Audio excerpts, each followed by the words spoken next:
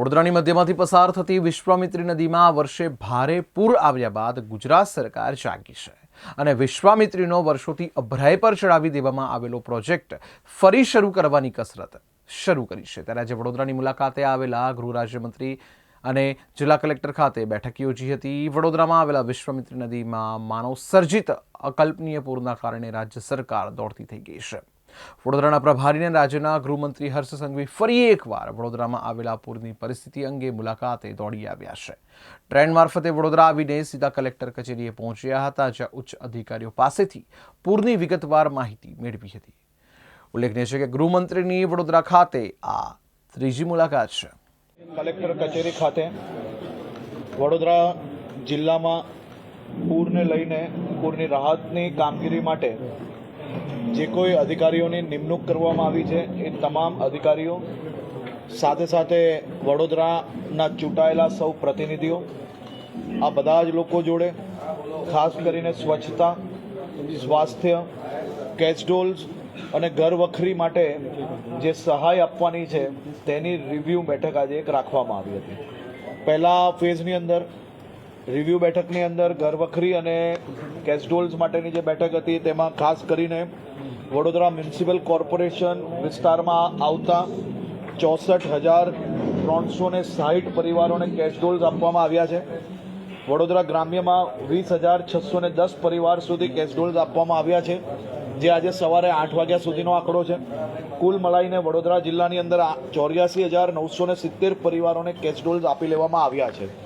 એ જ રીતે ઘરવખરી સહાય જે હોય છે તે 5,835 પરિવાર વડોદરા મહાનગરપાલિકામાં, વડોદરા ગ્રામ્યમાં 3,933 પરિવાર સુધી ઘરવખરી આપી લેવામાં આવી છે। એટલે કુલ મળીને 9,768 એટલે કે 40,000 પ્રભાવિત લોકો સુધી ઘરવખરી બી આપી લેવામાં આવી છે। આની ખાસ કરીને ચૂંટાયેલા પ્રતિનિધિઓ અને બીજા અધિકારીઓને બી જણાવવામાં આવ્યું છે કે કોઈ બી પ્રકારની લોકોની માંગણી હોય કે રહી ગયું હોય, કોઈ બી વ્યવસ્થાઓ કોઈ બી જગ્યા પરથી ફરિયાદ આવે તો તે તાત્કાલિક કલેક્ટર કચેરીની અંદર જે નોડલ ઓફિસર છે એને જાણકારી આપવામાં આવે અને તાત્કાલિક એમના દ્વારા ટીમ મોકલીને ઘર વખરી અને કેશડોલ્સની રકમ આપવામાં આવશે એ પ્રકારની વ્યવસ્થાઓ કરવામાં આવી છે। ખેતીના સર્વેની કામગીરી આજે સવારથી ચાલુ થઈ ગઈ છે। ઇલેક્ટ્રિસિટી રિસ્ટોરેશનનું 99% કામ પતી ગયું છે। જે કોઈ ફેક્ટરીઝ અને ઇન્ડસ્ટ્રીની અંદર હજી બી ફરિયાદ આવી હોય કે ખેતીની ફરિયાદ આવી હોય કે કોઈ નાના ગામડાની ફરિયાદ આવી હોય તે ફરિયાદો આજે ભેગી કરીને સાંજ સુધી નવી ટીમો બનાવીને એ કામગીરી બી ઝડપથી પૂર્ણ કરવાની સૂચના આપી છે। Medical team, paramedical team, mobile team, જિલ્લા બહારની ટીમ, આ બધી જ ટીમો જે ઘર ઘર સર્વે કરવાની આપણી જે વ્યવસ્થાઓ છે એ વ્યવસ્થાઓને હજી આગળ વધારવાની 10 દિવસ સુધી આ વ્યવસ્થાઓ ચાલુ રહે। વડોદરા નગરના સૌ નગરજનોની અને સૌ ચૂંટાયેલા પ્રતિનિધિઓ સાથે રાખીને તંત્ર દ્વારા ખૂબ મોટા પાયે વડોદરાની સફાઈની કામગીરી ચાલુ છે। આપ સૌ એના સાક્ષી છો। હજી બી સોસાયટીઓની જે ફરિયાદ આવતી હોય, ઓનલાઈન ફરિયાદ, જે ટેલિફોન નંબર છે એના પર ફરિયાદ, ચૂંટાયેલા પ્રતિનિધિઓની ફરિયાદ, એ સોસાયટીઓની જે સફાઈની કામગીરી છે એ બી ઝડપથી પૂર્ણ કરવા માટે હજી વધુ ટીમો કઈ રીતે એની અંદર નિમણૂક કરી શકાય ને આ જ સફાઈ હંમેશા માટે ચાલુ રહે તે માટેની વ્યવસ્થાઓ બી કઈ રીતે કરવાની તે માટે બી તંત્ર દ્વારા આયોજન કરવા માટેની સૂચના આપવામાં આવી છે। બીજા તબક્કામાં ઇન્સ્યોરન્સ કંપનીઓ જોડે બેઠક કરવામાં આવી, જે ઇન્સ્યોરન્સ કંપનીઓને ખાસ કરીને માત્ર કાગળિયા નિયમોના હિસાબે લોકોને ધક્કાઓ ના ખાવા પડે અને માનવતાનો ધર્મ અદા કરીને વધુમાં વધુ લોકોને કઈ રીતે મદદ કરી શકાય તે માટે ખાસ કરીને ગત જે અમારી બેઠક હતી તેમાં બી સૂચના આપવામાં આવેલી। તેના પછી તેમની ઓફિસોમાં પાણીના કારણે ક્યાંક ને ક્યાંક બીજે ઓફિસોમાં બી શનિવારે કામ ચાલુ રાખીને શનિ રવિ આ સૌ ઇન્સ્યોરન્સ કંપનીઓ દ્વારા કામગીરી કરવામાં આવી। જે સરકારી 4 ઇન્સ્યોરન્સ કંપનીઓ છે તેમાં 850 જેટલા ઇન્સ્યોરન્સ ક્લેમ કરવામાં આવ્યા છે અને પ્રાઇવેટ કંપનીઓની અંદર આશરે 600 જેટલા ક્લેમ હમણાં તક આવ્યા છે। આ બધા જ ક્લેમો ઝડપથી પ્રોસિજર થઈ શકે તે માટે આજે જ બપોરે એ લોકોને તાત્કાલિક સૂચના આપવામાં આવી છે। બધા જ સર્વેયર જોડે આ ઇન્સ્યોરન્સ કંપનીની 3 વાગે બેઠક છે।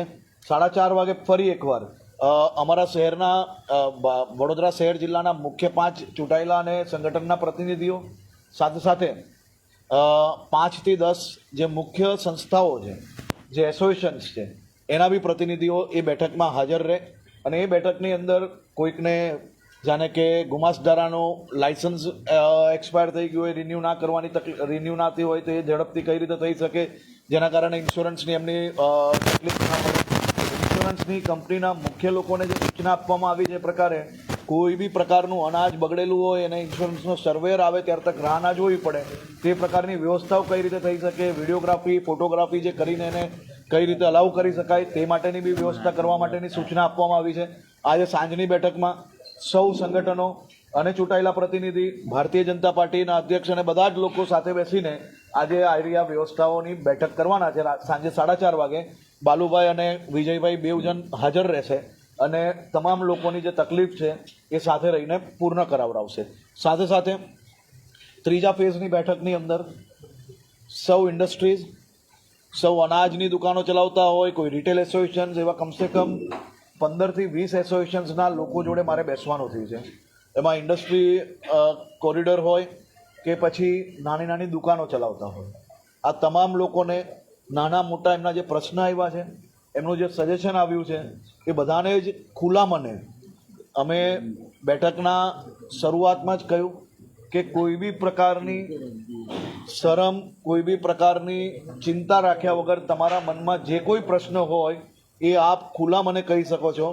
અમે જે કંઈ હોય એ સાથે મળીને આપણે આ નિકાલ લાવવાનો પ્રયત્ન કરીને આપણે વડોદરાને ફરી હજી વધુ ઝડપથી કઈ રીતે ધબકતું રાખી શકીએ, હજી વધુ ઝડપથી કઈ રીતે દોડાવી શકીએ, તે માટે આ સૌ અમારા ચૂંટાયેલા પ્રતિનિધિઓના સાથે મળીને આ બેઠક કરવામાં આવેલી હતી.